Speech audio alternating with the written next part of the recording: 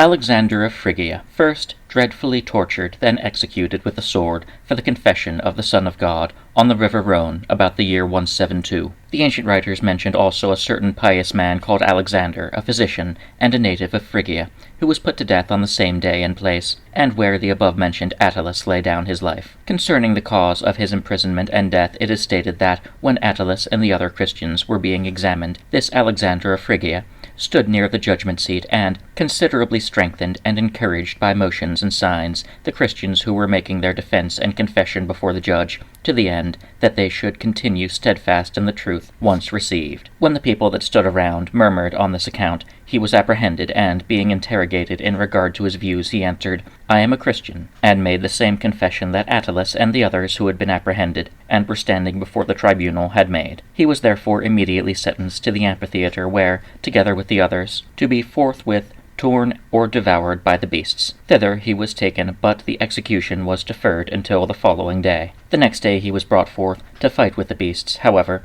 he was first exceedingly tortured with all sorts of executioner's instruments. In this he bore himself with such fortitude that he was not once heard to sigh or to utter the least word of complaint. Yea, he was not seen to manifest a single sign of distress or pain, only that he spoke to God in his heart. Finally, instead of fighting with the wild beasts, he was executed with a sword, and thus sealed with his blood the truth of the Son of God, which he had maintained.